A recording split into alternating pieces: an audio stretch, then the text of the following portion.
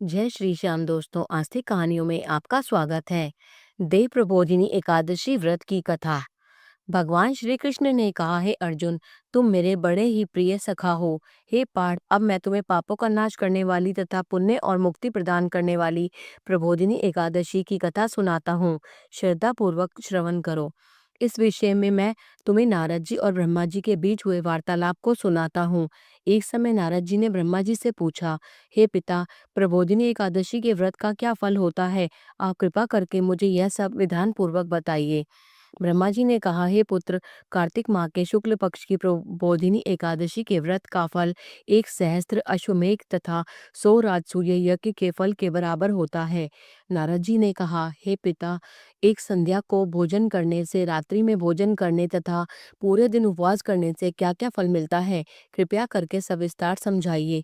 ब्रह्मा जी ने कहा, हे नारद, एक संध्या को भोजन करने से 2 जन्म के तथा पूरे दिन उपवास करने से 7 जन्म के सभी पाप नष्ट हो जाते हैं। जिस वस्तु का त्रिलोक में मिलना दुष्कर है, वह वस्तु भी प्रबोधिनी एकादशी के व्रत से सहज ही प्राप्त हो जाती है। प्रबोधिनी एकादशी के व्रत के प्रभाव से बड़ा पाप भी क्षण मात्र में ही नष्ट हो जाता है। पूर्व जन्म के किए हुए अनेक बुरे कर्मों को प्रबोधिनी एकादशी का व्रत क्षण भर में नष्ट कर देता है।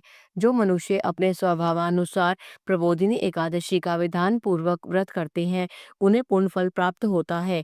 हे पुत्र, जो मनुष्य श्रद्धा पूर्वक इस दिन किंचित मात्र पुण्य करते हैं, उनका वह पुण्य पर्वत के समान अटल हो जाता है।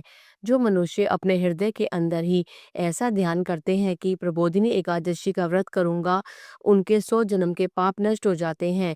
जो मनुष्य प्रबोधिनी एकादशी को रात्रि जागरण करते हैं, उनकी बीती हुई तथा आने वाली 10 पीढ़ियां विष्णु लोक में जाकर वास करती हैं और नरक में अनेकों कष्टों को भोगते हुए उनके पितृ विष्णु लोक में जाकर सुख भोगते हैं।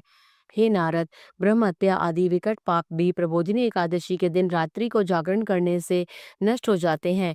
प्रबोधिनी एकादशी को रात्रि को जागरण करने का फल अश्वमेघ आदि यज्ञों के फल से भी ज्यादा होता है। सभी तीर्थों में जाने तथा गौ, स्वर्ण भूमि आदि के दान का फल प्रबोधिनी एकादशी के रात्रि के जागरण के फल के बराबर होता है। हे पुत्र, इस संसार में उसी मनुष्य का जीवन सफल है जिसने प्रबोधिनी एकादशी के व्रत द्वारा अपने कुल को पवित्र किया है। संसार में जितने भी तीर्थ हैं तथा जितने भी तीर्थों की आशा की जा सकती है, वह प्रबोधिनी एकादशी का व्रत करने वाले के घर में रहते हैं।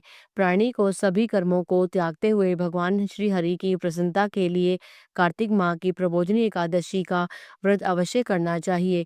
जो मनुष्य इस एकादशी को व्रत को करता है, वह धनवान, योगी, तपस्वी तथा इंद्रियों को जीतने वाला होता है।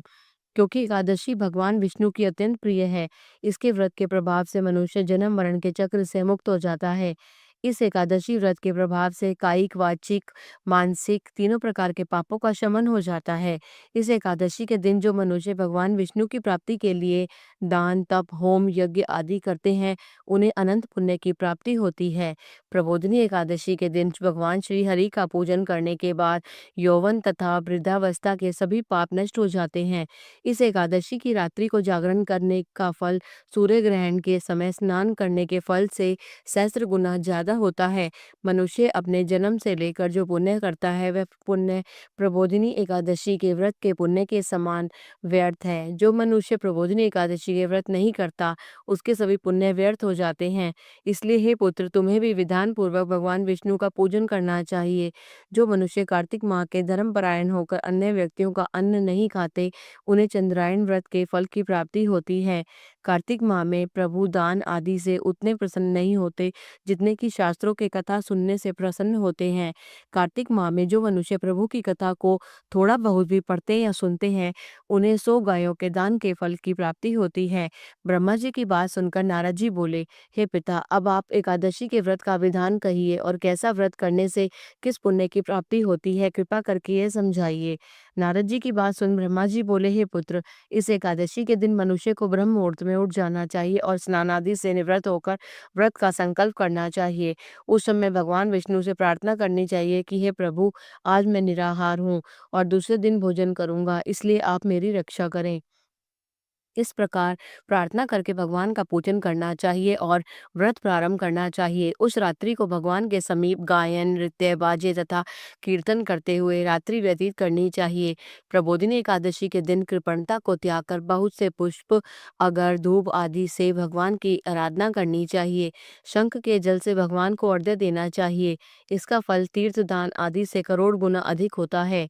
जो मनुष्य अगस्त्य पुष्प के से भगवान का पूजन करते हैं, उनके सामने इंद्र भी हाथ जोड़ता है। कार्तिक माह में जो बेलपत्र से भगवान की पूजा करते हैं, उन्हें अंत में मुक्ति मिलती है। कार्तिक माह में जो मनुष्य तुलसी जी से भगवान का पूजन करते हैं, उसका 10,000 जन्मों के सभी पाप नष्ट हो जाते हैं।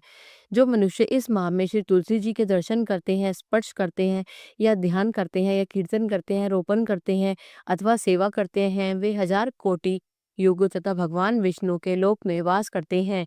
जो मनुष्य तुलसी का पौधा लगाते हैं, उन्हें कुल में जो पैदा होते हैं, वे प्रलय के अंत तक विष्णु लोक में रहते हैं।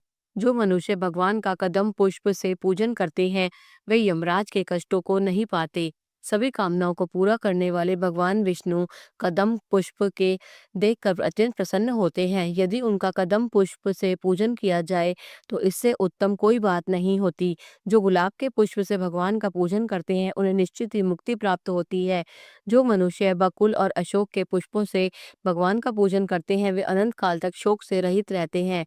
जो मनुष्य भगवान विष्णु का सफेद और लाल कनेर के फूलों से पूजन करते हैं, उन पर भगवान अत्यंत प्रसन्न होते हैं। जो मनुष्य भगवान श्री हरि का दुर्वा दल से पूजन करते हैं, वे पूजा के फल से 100 गुना ज्यादा फल पाते हैं। जो भगवान का शमी पत्र से पूजन करते हैं, वे भयानक यमराज के मार्ग को सुगमता से पार कर जाते हैं। जो मनुष्य चंपक पुष्प से भगवान विष्णु का पूजन करते हैं, वे जीवन मृत्यु के चक्र से मुक्त हो जाते हैं। जो मनुष्य स्वर्ण का बना हुआ केतकी पुष्प भगवान को अर्पित करते हैं, उनके करोड़ों जन्म के पाप नष्ट हो जाते हैं। जो मनुष्य पीले और लाल कमल के सुगंधित पुष्पों से भगवान का पूजन करते हैं, उन्हें श्वेत द्वीप में स्थान मिलता है। इस प्रकार रात्रि में भगवान का पूजन करके प्रातःकाल शुद्ध जल में नदी में स्नान करना चाहिए। स्नान करने के उपरांत भगवान की स्तुति करते हुए घर आकर भगवान का पूजन करना चाहिए। इसके बाद ब्राह्मणों को भोजन कराना चाहिए और दक्षिणा देकर आदर सहित उन्हें प्रसन्नता पूर्वक विदा करना चाहिए। इसके बाद गुरु की पूजा करनी चाहिए और ब्राह्मणों को दक्षिणा देकर नियम को छोड़ना चाहिए। जो मनुष्य रात्रि स्नान करते हैं, उन्हें दही और शहद दान करना चाहिए। जो मनुष्य फल की आशा करते हैं, उन्हें फल दान करना चाहिए। तेल की जगह घी और घी की जगह दूध, अन्नों में चावल दान करना चाहिए। जो मनुष्य इस व्रत में भूमि पर शयन करते हैं, उन्हें सब वस्तुओं सहित शैया दान करना चाहिए। जो मौन धारण करते हैं, उन्हें स्वर्ण दल तिल दान करना चाहिए। जो मनुष्य कार्तिक माह में खड़ाऊ धारण नहीं करते, उन्हें खड़ाऊ दान करने चाहिए। जो इस माह में नमक त्यागते हैं, उन्हें शक्कर दान करनी चाहिए। जो मनुष्य नित्य प्रति देव मंदिरों में दीपक जलाते हैं, उन्हें स्वर्ण या तांबे के दीपक को घी तथा बत्ती सहित दान करना चाहिए। जो मनुष्य चातुर्मास्य व्रत में किसी वस्तु को त्याग देते हैं, उन्हें उस दिन से उस वस्तु को पुनः ग्रहण करना चाहिए। जो मनुष्य प्रबोधिनी एकादशी के दिन विधान पूर्वक व्रत करते हैं, उन्हें अनंत सुख की प्राप्ति होती है और अंत में स्वर्ग को जाते हैं। जो मनुष्य चातुर्मास्य व्रत को बिना किसी बाधा के पूर्ण कर लेते हैं, उन्हें दोबारा जन्म नहीं लेना पड़ता। जिन मनुष्यों का व्रत खंडित हो जाता है, उन्हें दोबारा प्रारंभ कर लेना चाहिए। जो मनुष्य इस एकादशी के महात्म को सुनते हैं व पढ़ते हैं, अश्वमेध के यज्ञ के फल की प्राप्ति होती है। इस कथा का ये सार है, वेदाध्ययन, तपस्या व त्याग की दृष्टि से चातुर्मास्य का नियम अति महत्वपूर्ण है। भगवान श्री हरि की भक्ति में लीन होने के लिए यह समय अति उत्तम होता है। गृहस्थ व्यक्ति भी चातुर्मास्य में भगवान विष्णु की भक्ति का पूरा लाभ उठा सकते हैं। जय श्री श्याम। बोलो कृष्ण भगवान की जय।